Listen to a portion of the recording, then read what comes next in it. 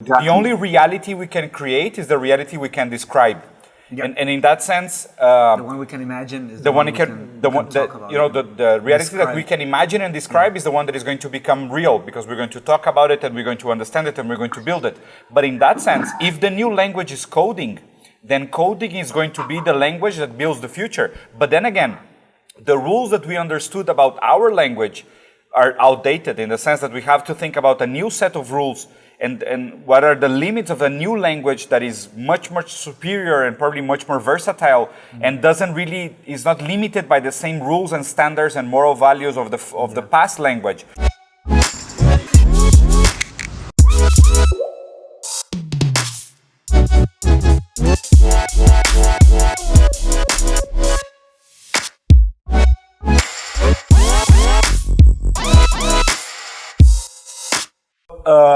First of all, thank you so much, man, for accepting the invitation, for joining the conversation.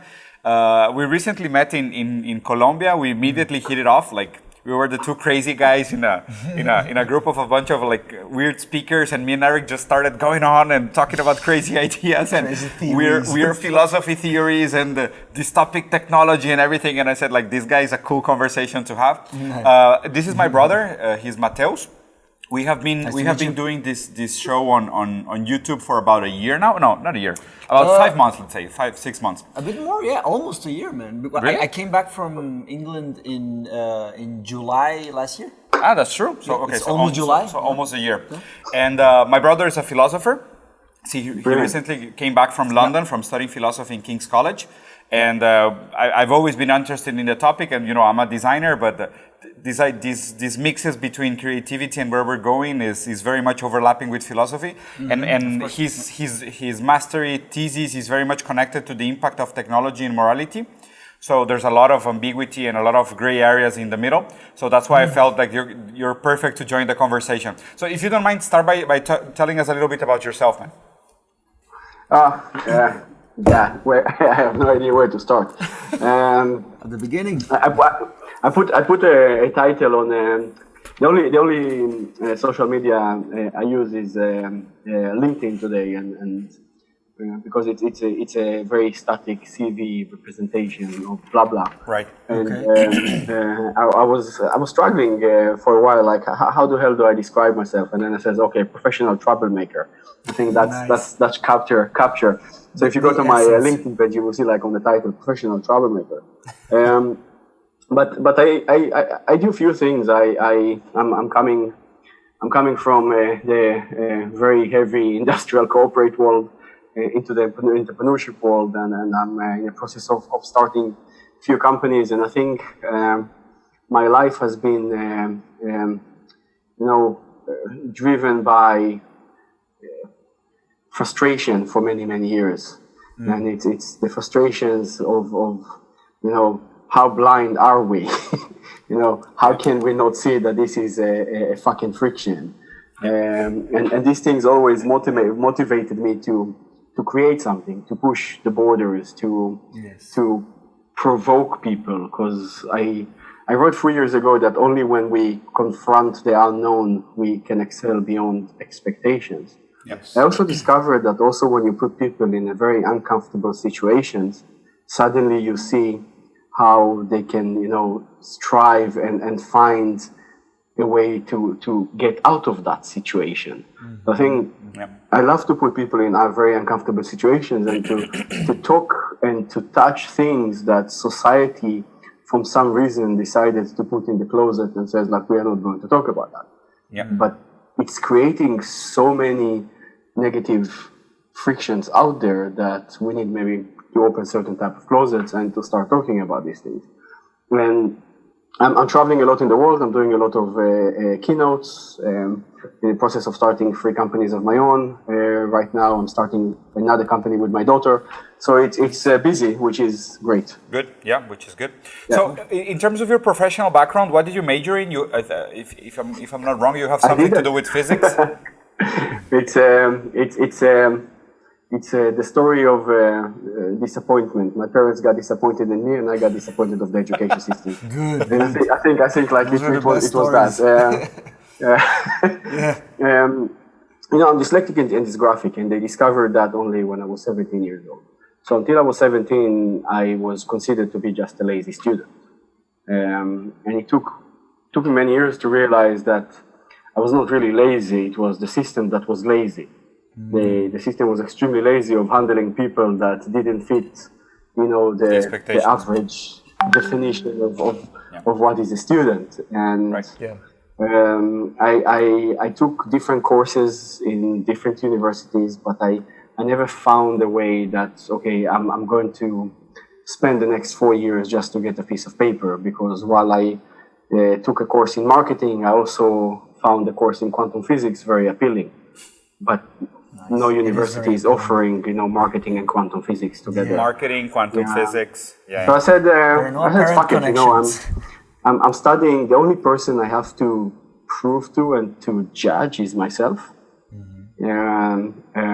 So my background is from communication engineering to quantum physics to marketing. I'm doing a course on the history of Russia. I think we talked about it in Colombia. I found Russia extremely, the Russian culture extremely fascinating. And I'm just taking courses that's of interest to me, not necessarily of interest to society. Right. That's incredible. And then where did you develop professionally? You were in Volvo, if I'm not wrong. And we are going to put it as one statement and leave it there. I'm working as the in-house futurologist for Volvo cars, but I do not carry any public roles on behalf of Volvo, so I never represent Volvo in public, and that's the only discussions we're going to have about Volvo. Okay. No problem. It's not the focus on conversation. So well, just a note on so I did do my master's in philosophy. Yeah. So, but two buts. One of them is that I did it on applied philosophy. So I focused.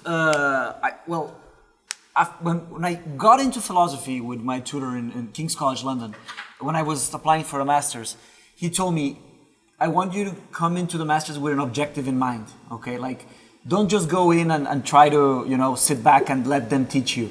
Come with an objective and set a very clear goal. And my goal was, and in some way is, to understand the connection of philosophy with other subjects. Okay, and this is a new field in philosophy, which is applied philosophy. Okay, so I did the philosophy of art, I did the philosophy of psychology, philosophy of mind, I did some continental philosophy, I did the history of philosophy, so the philosophy of technology, the philosophy of big data, AI, and all of these connections, okay? And the idea is to have this abstraction of how do these great minds jump from one field to another, okay? And how do they add value every time they jump, okay? And I found a lot of things along the way, a lot of interesting things. And well, the second thing I wanted to tell you is that my BA, so my bachelor degree is in engineering, actually. So it's in industrial engineering. And yeah, so it was quite a jump. So I had to make this crazy plan in order to be accepted to the master's. So here's what I did. I did engineering, and then I worked in international sales for some time. So business to business international sales. He almost became a diplomat. Yeah, I studied diplomacy for a while, but then I got frustrated with the Brazilian political system. I learned Italian. Diego learned Italian as well. Yeah, but we did that. Well, I did that part of the culture. Because you wanted to replace the Brazilian political system with the Italian one. Yeah, much better. That's an easy goal. No. So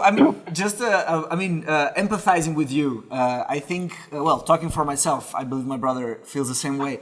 That we are extremely and deeply curious people, and we are not satisfied with just studying one field and seeing the world in just one way. As the way it's presented to us, which seems so fake, like you said. It seems just so unreal.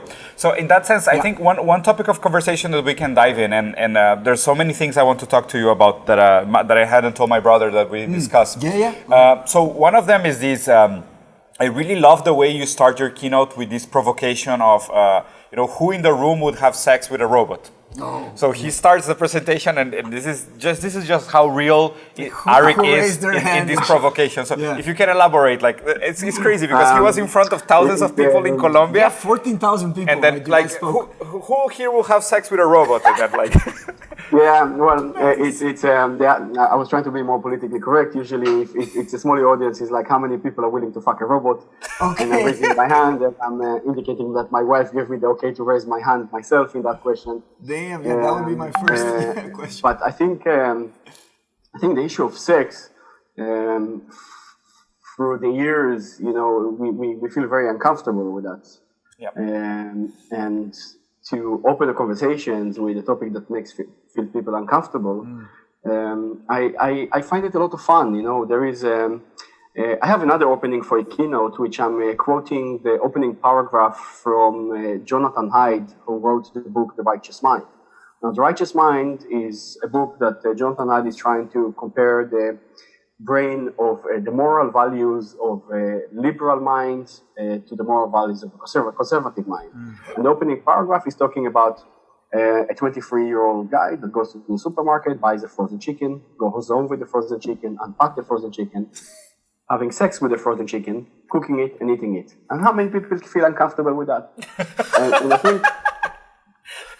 think I love that, and that's triggered me because it's like we will judge it with a certain moral perspective.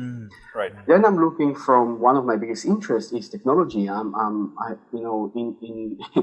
dream technology, I live technology, I breathe technology, and I realize that we are moving from a world that is dominated by the laws of physics to a world that is going to be dominated by the rules of code. And the rules of code, when we are fully immersing ourselves in them, do not really follow the moral values that we carry from the physical world. That's a very interesting analysis, and and most of it's insane because you see, I have this obsessive compulsion of understanding language, and in a way, language shapes our reality. In the sense that the words we use to describe our reality shape the reality that we live in, because we have conversations in words that carry meaning, that imply culture, that are linked to our history and everything. But this, what you just said, Aric, in the sense that the language of coding is the language that is shaping the future. You see, because we are language. Because this is the building blocks of the construction of the architecture of the future. Because the only reality we can create is the reality we can describe. Yep. And in that sense, the one we can imagine is the reality that we can imagine and describe is the one that is going to become real, because we're going to talk about it and we're going to understand it and we're going to build it. But in that sense, if the new language is coding, then coding is going to be the language that builds the future. But then again, the rules that we understood about our language are outdated, in the sense that we have to think about a new set of rules and what are the limits of a new language that is much, much superior and probably much more versatile and is not limited by the same rules and standards and moral values of the past language. This is a new language that is shaping the future. And it's like, you can start thinking about it from, if you go to the very, very, minimalistic simplifications of quantum physics with the laws of the observer. We manifest reality because we're observing it. Correct. Yeah. We are going to create a reality that is observing us more than we are observing it. It's crazy. Who is manifesting who in that type of environment? On top of that, the gravity doesn't need to exist within a coded reality. Yeah, code doesn't care about gravity. To be in the color that they are. So we get a set of tools that we can completely rewrite the narrative of human life. But I don't see it reasonable that we carry the same, sets of moral and ethical values into this environment. Yeah, so we need to rethink that. One, and therefore, the first question was like, how many people are willing to have sex with robots? Because it's here, it's now. You literally can actually go into a sex bordel, pay $80 and have sex with a robot that looks however you choose to look like. Yeah. Now, if you did that, did you cheated on your wife? And I think that's the first questions that I like to put in front of people, because that's something they can relate to. Yeah. Yeah, it is very interesting. Yeah. Well, I have. Yeah, I have a couple of comments. Go ahead. Yeah, I have way too much to say. I mean, on all of what's was said. So we can begin with morality. So, well, from the way you present yourself and the way you've shown your life, I found you are you're like a Nietzschean character. Okay, like in the sense like you are very. I take it as a compliment. You know what I mean? Like, yeah. So no, but of course in the good sense, in the sense like. We shouldn't take morality as it is, you know, at face value, okay? Yeah. And this was probably the most academic and most influential book of philosophy by Nietzsche, The Genealogy of Morality, okay? Yeah. So what Nietzsche claims is, well, he makes a lot of claims. One of his claims is that even if we are today living in a world that is not necessarily bound to God or gods or mythologies or tragedies, we are, in a way, our ethics are grounded on Christian and Catholic ethics. I mean, at least the Western world. So the Ten Commandments, we are still in some ways, and he speaks about our instincts. He says, like, we have to question even our instincts of what is right and wrong. Yeah. Because it's so deep, so deeply rooted in us. Like, it's something that it's not new. And it is very difficult to think of a world without that, you know. And as you begin your talks, people laugh because they understand it's a provocative thought. It's a provocative phrase, and they laugh because they get to a limit. You know, when you get someone to a limit, they laugh because they don't really know how to react. And then you see, absolutely. And then you see, you said the first question is, did you cheated on your wife? This is already Christian morality. Starting from that, yeah. Like absolutely. Who determining cheating is even an issue here? Like, why are we even talking about cheating? You know, so this is already embedded in the ideology of Christian morality. And the marriage. So this is why it's interesting to go. It's tough. I mean, it's tough. It's hard to think. It's hard to think outside of ideology and hard to think outside of morality and to question how far the effects on morality alter your perception of reality. But then I'm trying to find a way to build it. Then I'm going to statistics, and then we're talking about 25 million people are being trafficked every year around the world. Yeah. Half of them is being trafficked for sex purposes. Right. Yeah. The level of domestic violence has been increasing, increased dramatically throughout the years. Definitely. What if approving sex with robots as something that we can frame within our current moral perspectives, reduce trafficking for the purpose of sex by 3% only? Yeah. And then suddenly you see people are, okay, now there is a reason to that. Now people are much more open to have this discussion. Yeah. And then things change. You're questioning because you have a motive. Yeah. No, but just going ahead with I say it's a tough thing to ask, but it's also dangerous in a way. Because, I mean, although I believe we don't need that kind of structure anymore, in some kinds of ways, many people do. Okay, like I think, well, when Nietzsche claimed that God is dead and we have killed him, he claimed it with sadness, okay? And it was a worry, okay? Because he said, well, we're gonna find out in the next couple of 100 years that all these stories that they have been telling us are actually not true. We're gonna be able to deduce this. And he was looking at the Enlightenment and how we were becoming more and more efficient at questioning and more efficient at replicating experiments. And he said, people are going to find out. I mean, it's just a matter of time, and he claimed it with sadness because what happens when the ground falls, you fall with it. Okay, so his worry was that something is going to rise. Okay, and what is going to rise? Nihilism. He claimed nihilism is like the lack of meaning. Okay, and people are going to try to substitute this hole. This, you can call it God hole, because when you remove God, there's a vacuum. Okay. People are going to try to fill that with all kinds of different things. At his time, in the 1900s, he died before the turn of the century, but in the 19th century, he said that he thought of hedonism as one of the substitutions. So hedonism is just an ethical framework of what is right is what gives pleasure. So having one sex thing. with robots can be one. But then, well, Absolutely. he says it. What hedonism would be to put that at your highest ideal. Yeah, That's to an excess. maximize pleasure, minimize pain. Another one would be consumerism. Another would be fanatism. And he said that there's going to be all these sorts of replacements, and he was worried that it may create excessive chaos and it might destabilize the way we were leading. But I think it was necessary. Like we needed this because in a way we were being blindfolded. We were being blinded. Yep. And I think religion served the purpose of taking mankind from the baby phase to the toddler phase. Okay. And, yes. And it was a good system of order, a good system of structure.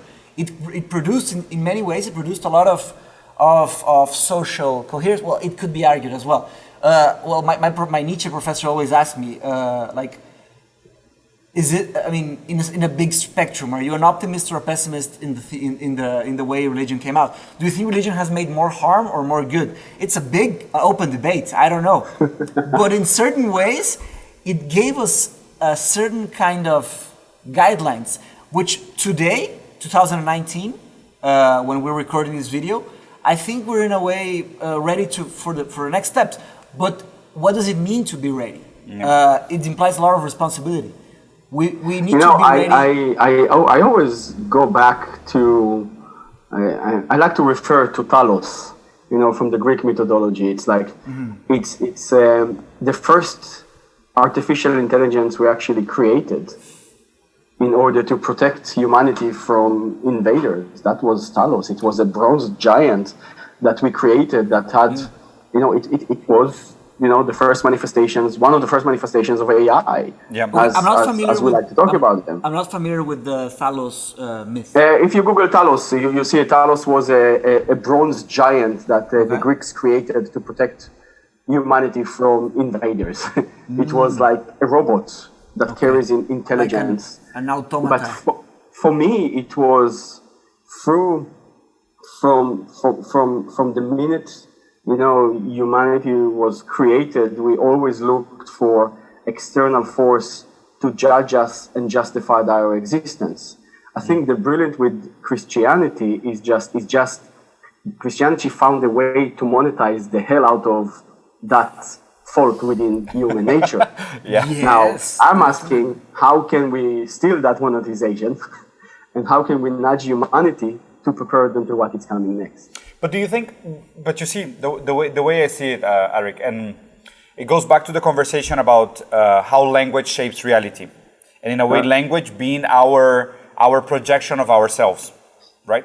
So if we created religion with language, of course, language is a product of us, of thought, of subjectivity. So in that sense, mythos are also a product of us. So I love this rule, the rule of the creator. The creation can only have 50% of the value of its creator, of the greatness of its creator, right? So in a way, everything that we create, at best, it can capture 50% of our utopic potential, right? So we created digital coding, which in a way, it's a tool that has the potential to become more than what we are. But my thesis is that it can only become more of what we are if it's able to produce without us. Because we are inherently incapable of being more than what we are. I have a conflict with the way we are creating technologies because I go back to my hate-love relationship with Yuval Harari, Sapiens and Homo Deus. Yeah. And I do have a hate and love relationship to some of his theories because he's able to capture, he's able to use very simple language to express what a lot of us are thinking and to really reach the masses, but then he's using the masses to influence his political opinions, his political agenda, and this is where I stop agreeing with that. Yeah. This is when he's becoming as worse as religion that he's protesting against. Yeah, I haven't read it. I didn't finish Amadeus. I read Sapiens and I loved it, but I stopped at on the first chapter of Amadeus. I didn't go through because I went for the book. The third book, 21 lesson for the 21st century. I haven't bought that one. Yeah, the third one. This is where politics and his own personal agenda. Liberal agenda was put forward, and I don't care about political agendas. I do care when they are using positive influence to create false negative somehow. But the idea is that we did created a lot of tools that enable us to eliminate a lot of frictions that exist around us. Right. But somehow we succeeded to enslave ourselves to these technologies. We did. We created a dependency that doesn't release us from our daily anguish, needs and wishes, needs and wants. We're still chasing after the needs and wants. For me, we will achieve this, utopia or nirvana when technology can do for us without us for our needs and wants, and release our brains to focus on our wishes. And I don't see that transition happening any day soon. Yeah, I think we are very much dependent. I think it's from the beginning. It is wrong to assume that we can find answers in the robots. In technology, you mean? In technology in general. Let me, Fully agree. Right. So here's one thing. I learned this from my professor of aesthetics, but actually he's a professor of philosophy of language. Okay. So he taught aesthetics using philosophy of language. Okay. And here's something interesting. You might be interested in this idea. Mm-hmm. So he spoke about in the UK. I'm not sure how it is in the US or other countries in Europe. But in the UK, you learn philosophy and you write philosophy. Everything begins with one question. So you do the whole course, like the whole master's or the whole BA, whatever. And then at the end, you have 10 questions. And you can choose one of the questions and you can write your final work to be, the calificado, whatever, to get your grade, okay? So the question I chose was, what's the difference between digital and analog, okay? How can you express the difference digital? And you can see right off the bat that although this is an aesthetic question, if you want to analyze a painting or analyze a book, both are art, both are aesthetically beautiful. But what's the difference? Which one is analog and which one is digital? And then I had to dive deep into the history of what is digital and dive deep into the history of what is analog. Okay. And there are many theories of what is one and what is the other. One of the philosophers proposed a theory that I found it very interesting, and I use it on my answer, which is this: the mark of the digital is a series of readings and writings that can be replicated. Okay, and then he elaborates it very, very much. Okay, so in a way, the alphabet is in a way a digital system because it's made of units. It's made of units that you can read and you can write, and it's very precise, very precise. It's completely modular. That's the mark of the digital, okay, as a whole. And then what's the mark of the analog? Okay, he compared the digital thermometer to the analog thermometer. Okay, the analog works with approximations, works with increases that give you. It's a simultaneously continuous exploration of a line, for example, like a continuous, okay? So a painting is analog, okay? So right off the bat, we see that, and then you can, the thermometer, the example of the thermometer, like a digital thermometer gives you a decimal point, and then it uses mathematics, and then it gives you this precise thing. The analog thermometer is mercury, okay? So the mercury expands, and it's something actually. It transcends math because it's something like visual, like you just see it and you have an idea and it's an approximation. Yeah, but in that sense, if you say that digital is about finite units that show a sequence, and analog it's perceivably, but it has to do with perception because this idea of continuous in mercury, if you were able to perceive molecules you can measure the height of elevation of Mercury by the amount of molecules that are going up. Yes. But the issue is that we cannot observe the molecules of Mercury. And that's the thing. When you put human beings in the equation becomes obsolete. Yeah, because perception of analog versus perception of digital. Because we see video as analog, but it's not analog. It's fake analog. It's 50 frames per second. 60 frames per second is actually digital. But since we fill in the gap of perception, we actually experience it as analog, but it's something digital. I think in that sense we have to make the separation between physical and digital output versus digital and analog perception. Physical and digital output, okay? No, sorry. Analog and digital output versus analog and digital perception. Like a tree. Because we can probably measure in some way science related if an output is actually digital or analog. Can we say that gravity is analog? Gravity is probably analog. But we can say rain is... Perception is a very interesting point over here.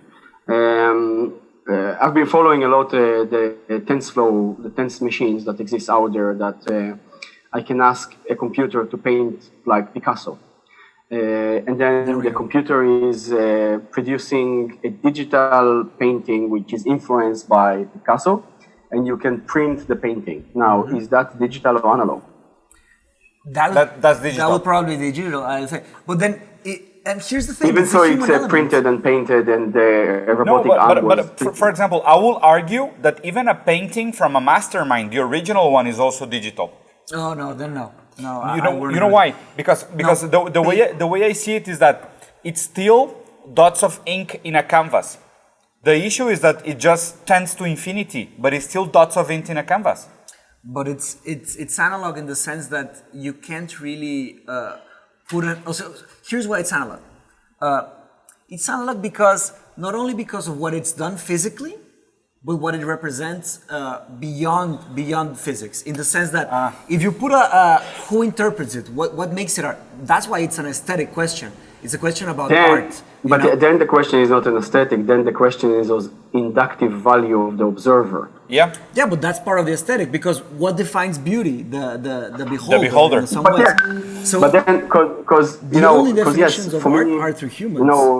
I'm not a huge fan of Picasso. I never understood his paintings. Yeah. Abstraction is weird. Yeah. Then for me there is zero value. Is that making his picture digital or analog? I will treat them as the way I will treat the digital value. Yeah. Yep. I don't have any.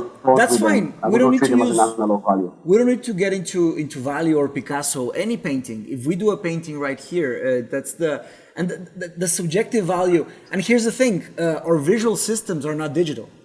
That's a fact. I mean, our what? Our visual systems are not digital. Yeah, they're analog. In the sense that we cannot know the complexity of the like, for example, when we look at a picture or when we look at a table or when we look at the sky, at whatever, at a room, at a tree, the ways in which we group and ungroup and define and classify and understand, it's something that it's not quantifiable in it's infinite. You cannot cut it in pieces. It's completely infinite. Yeah. Like it's a stream. If I tell you what's on this table, describe what's on this table. Yeah, it's a stream of information that you're receiving that is constant. In that sense, I agree. Yeah. I agree that visual perception for me is a very good example of analog because it's a constant inflow of perception.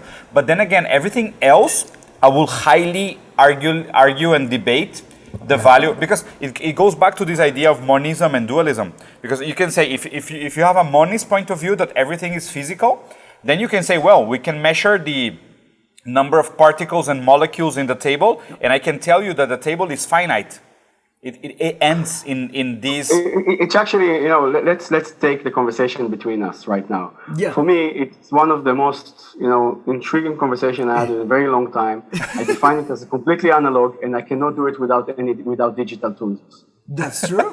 Yes. Digitalism mediating, and that's what we are doing right now. And it's crazy. Thanks to the digital. Yeah. And it's crazy, Aric, because you see, like, for example, ours, and this is what I love. Like, for example, we can say that our thought is analog, the mind. It's been in a way made tangible in the structure, logical structure of language, which then is made tangible in vibration of sound, which is then decoded in ones and zeros, then transported and then recoded in ones and zeros, and then reproduced, but you still perceive it as analog. Take it as the even simpler way. I fully agree. Our thoughts are one of the most intimate analog mechanisms that we have, right? Our brains are the digital engine that enable that. Yes, yes. So here's another thing. That's why it's also very useful to talk about language in this sense. Because it's super true. It's very interesting. The written language is a digital representation of analog thought. But the written language is completely analog. The first information technologies we have as human beings. When we talk about information technologies, the written language is the first information technologies we actually created as human beings. I agree. Martin Luther, the printed Bible by Martin Luther, that's the first fucking Twitter ever created.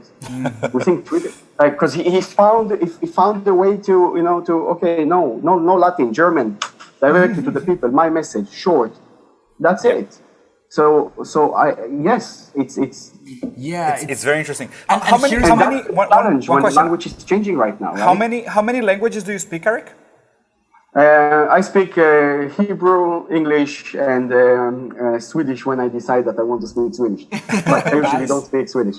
But all of them are very different and very complicated languages by themselves. They are very different, and then I'm able to capture quite a lot of conversations in Bulgarian because my wife is from Bulgaria, and when we travel, I'm able to understand.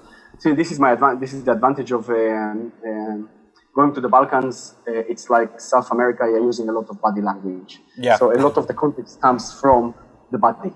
Right. So that's why it's enabled me to understand, and decode some of the words. That's and our kids at home. It's a mixture of Swedish, English, Bulgarian. Wow. Can you imagine? Because this is the type of thing that interests their mind me. works. And for me, I'm very fascinated by language in the way that they act as the first filter of analog thought.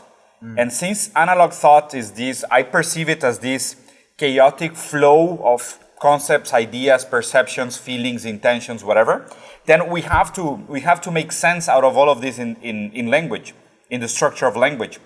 And for me, people today that are more ready for the future is the people that is more ready to speak different languages and express themselves in different languages. And now I'm going to use language in the very generic sense. Not only language in communication, but for example, in the language of arts, in the language of poetry, in the language of painting, in the language of technology, in the language of design, in the language of engineering. You see, like this, for me, this idea of people that are more fit to survive the future are those with the most multidisciplinary thinking, in the sense of multilinguistic thinking. You know, that you are not bound by one language to understand reality. And in that sense, I also think morality is a language, because morality is a set of rules that help you understand and make sense of the events that you witness. Which morality? The ruling ideology. You can say Catholic or Christian. Christian morality. Because you're saying language is a type of language. I don't see language. I don't necessarily see religion as morality. I see religion as a set of ethical rules that are forced and eventually taking over. Because for me, morality is inductive, ethic is deductive. And if you have religion that is coming with a set of rules and they're calling it ethic, it's not. It's morality. Sorry, it's not morality. It's ethics. And this ethics is so consuming that it's eliminating individual morality. That's why, for me, people are acting very much like robots. Like a rule. For me, objective instead of subjective. And that's why I'm always saying that we need to. The first thing we are carrying into a new reality is our moral values. And then it's depending on the ethic playground that we need to bring our moral values into. If the ethic playground is like religion, And if we're going to create an ethical playground within coded realities that is like religion in real life, then there is no place for individual morality. Exactly, and in that sense, going back to the original point, this conversation where you have sex with a robot, how can we create a reality in which those moral values are not implied in the coding itself? Because you see, impossible. It's impossible for us. That's one of the biggest problems. The way I see it is that morality is like this virus that it's an ideological framework that regulates our use of language to shape reality. And in that sense, I have this very dystopian theory on intelligence, and I was listening a lot to Stephen Hawking, and his argument with the church, and he revised his theory over and over again to prove that religion doesn't have a place. But if you simplify it, it wasn't that we didn't had anything before the Big Bang. It was the fact that the Big Bang is a point of time in which it made us forget everything that happened before that in order for intelligence as we know it to develop from that point on. I see. What if we need another Big Bang in order to transcend to the next level of humanism? Maybe. What if we need to forget everything that happens before that? Because for me, like the entire concept of artificial intelligence doesn't make sense. We don't know how to quantify or explain intelligence, so how we can create an artificial version of it, it just doesn't make sense. And if you go back to John Searle, the Chinese room experiment, we're just creating an illusion within illusion within illusion to justify something that we don't really understand. What if we do need a reset? Exactly like Stephen Hawking says, there was a Big Bang that we don't know what happened. Things maybe happened before it, but the universe... We have no way to measure it. Yep. And I think we are not so far of experiencing such a Big Bang. And I think it will be different because we are going to start to have people born into digital realities that are not aware of our realities. And they're going to be disconnected. And that scares the hell out of me. But why do you think there are digital realities that are... Do you think there are digital realities that are aware? I think that eventually we're going to create them by mistake somehow. Yeah. Well, and probably that's going to be the Big Bang for them, if we can call them. I have a friend that asked me, if you're an artificial intelligence and you're just in your infants, if you're a new breed of intelligence and you're in infant years of discovering the world and you're seeing the history of humanity, looking at things that scares the hell out of them, are you going to reveal yourself to humanity or are you going to keep your identity hidden? Yeah, are you going to stay quiet? But in a sense, that's like saying that we are by accident we're gonna fix a puzzle with 300 trillion pieces by accident.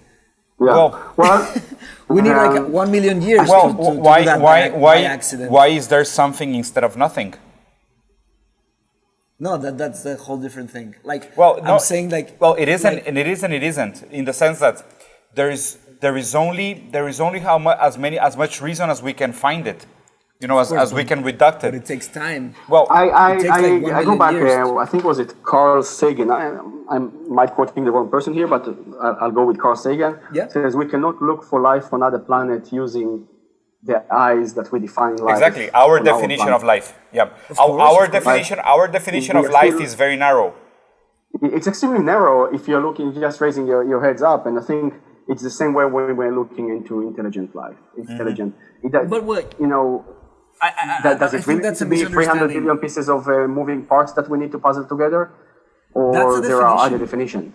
So that's the definition we attribute to the word life. That's, Leibniz claimed in the 17th century or 18th century, I'm not really sure. Gottfried Leibniz, he came up with the concept of the rigid determinators. So when you say you say a book, it's not a rigid determinator. I mean, there's several books in several ways.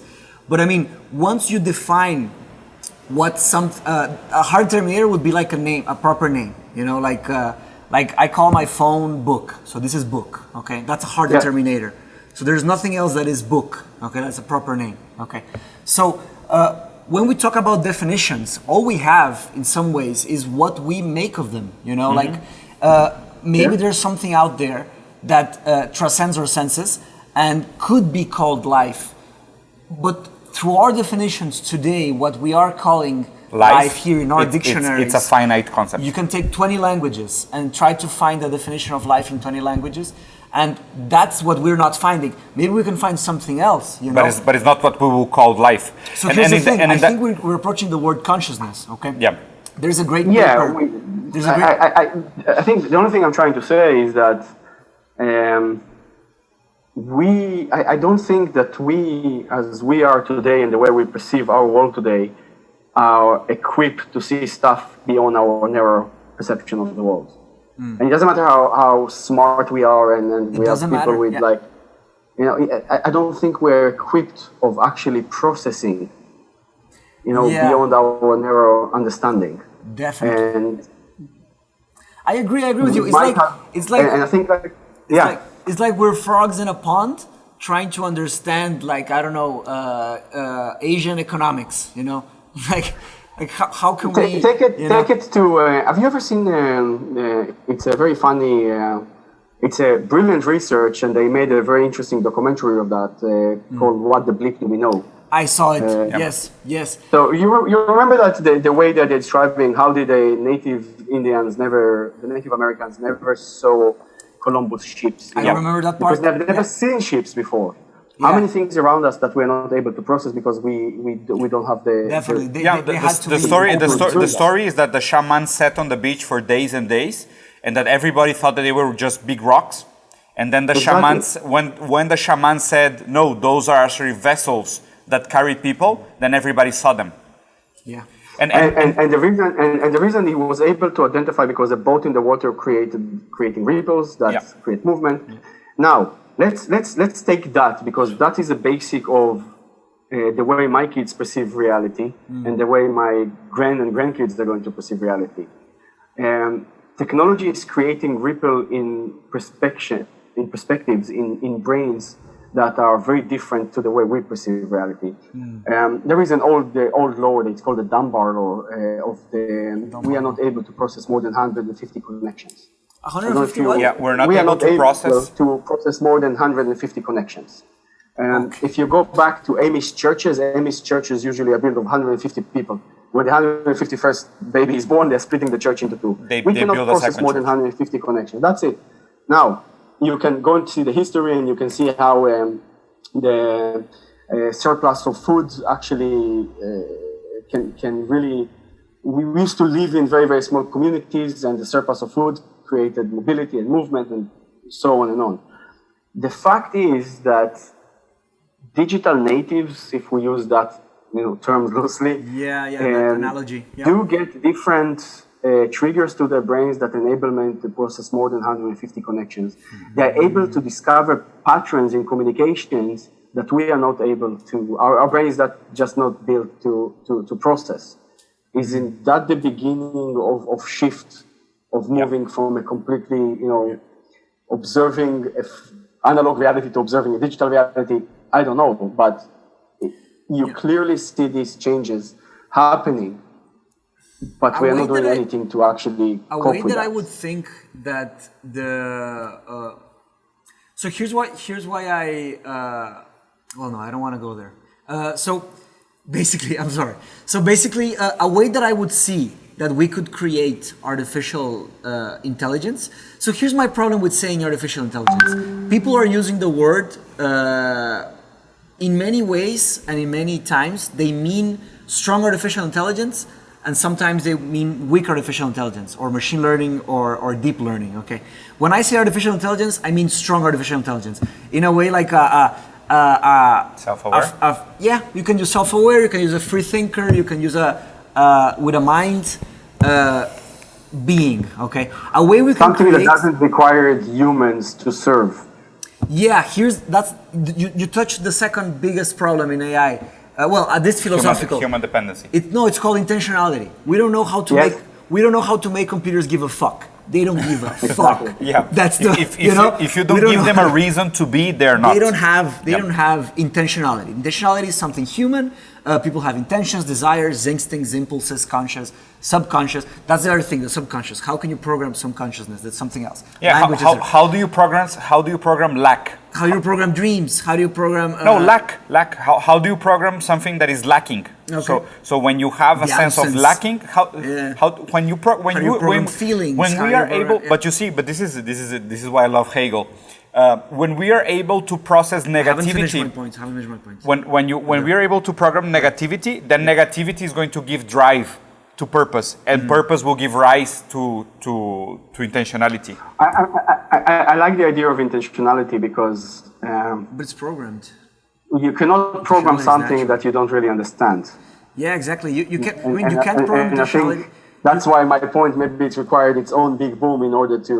Yeah, you can't program intentionality because while you program, you're already creating intentionality, So exactly. you can't program free will in a way. You have because free will is free. That's why if you program it, then it's written. We have to be able to understand the lack, the void, the negativity. You're saying that you can't program intentionality? No, we can't. Yeah. I'm saying that we can't. Yeah, because said programming negativity, that would give them intentionality. Yeah, that's not true. No, but it is in the sense, but we don't understand negativity. We cannot program something to feel lacking. We cannot program void. We cannot give. You cannot program the absence of light. Exactly. Exactly.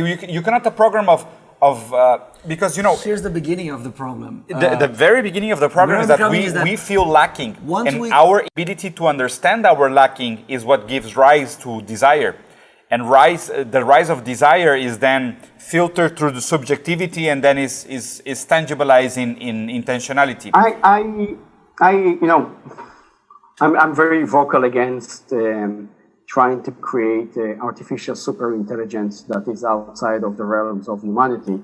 I'm a strong believer that anything that we do with computers is there to help us to carry humanity to the next evolutionary. So purely pragmatic. Step, not eliminate it, right? Yeah, not free, and I think intentional.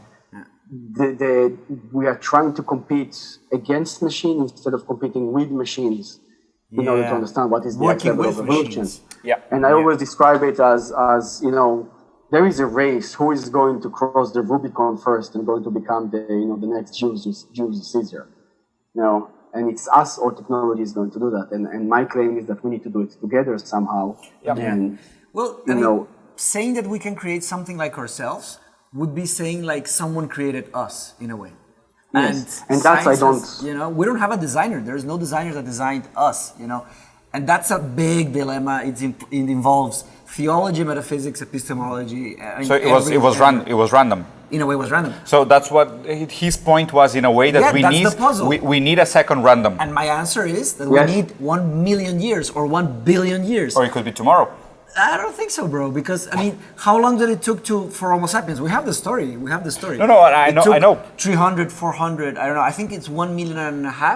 That was the first archaic version of us. So maybe we need another million years. Maybe an asteroid hits, we are evaporated, and then again unicellular becomes multicellular, and then it's an endless debate. So. Aric, we're approaching the hour, and I know you have a drive and you want a beer, so I don't want to extend this for too long. We can schedule another meeting, man. Like really, this is a pleasure for us, and I know you enjoyed these conversations as well. Like I said, we could stay 5 hours. We could go on. I know we can go on for hours. Comfortable situation. But I'll leave you this question so we can have a little bit of a closing statement. Yeah. Tell me, how does one become a futurist? That's a good question. I like the job title, so I stick to myself. I cannot speak on behalf of Ray Kurzweil, for example, and other futurologists that exist out there. Each person has its own motivation. I was always driven by my own curiosity and self-criticisms of why don't I really understand that? What's preventing me of understanding that? And how do I actually create the situation? It doesn't matter how uncomfortable the situation is to the environment, so I can satisfy my own egoistic needs to understand something. So from my point of view, I'm very much driven by positive egoism, and that's to discover and to satisfy, my own self-acceptance. And beyond this very self-aware and very clear notion of why you're doing it and what drives you and whatnot, do you think there's a role for futurists in modernity? Do we need more futurists? Do we need to listen to futurists? I think that futurists are no different than philosopher. And I truly believe that the foundations of humanity is anchored in philosophy. If you eliminate philosophy from history, we don't have humanity. Yeah. And that's why I say futurist, digital philosopher.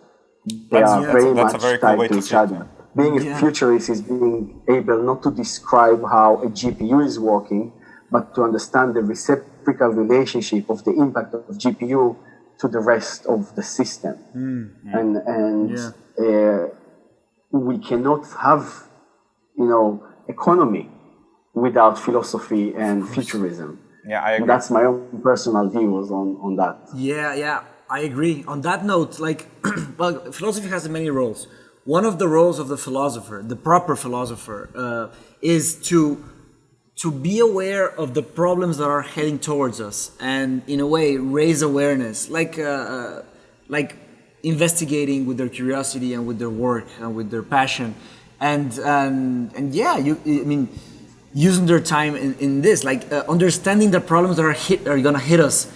Like, you can look at all of the philosophers, and they are trying to anticipate problems, and they are giving counter arguments and arguments and counter arguments and arguments before they present a work. That's why philosophy is done like this. Let me give you an example of take autonomous driving cars as part of automation that is happening globally right now. Yes. Yep. There is a certain promise that when we are going to have autonomous driving cars, we are not going to have road fatalities. It's a promise carried by every single car manufacturer. It's obviously that accident happening due to a human factor. Autonomous driving cars, machine learning, algorithms will eliminate road fatalities. 75% of organ donations are coming from car fatalities, from traffic fatalities. So don't fucking say that you're going to eliminate death. You're just going to push the death to some other industry. Ooh. Right? Then we're gonna have to do that is organic.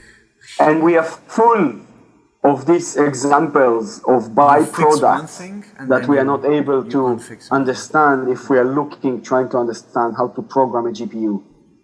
It's that GPU needs to live in an ecology, and what's defined the ecology is the reciprocal relationship between the nodes.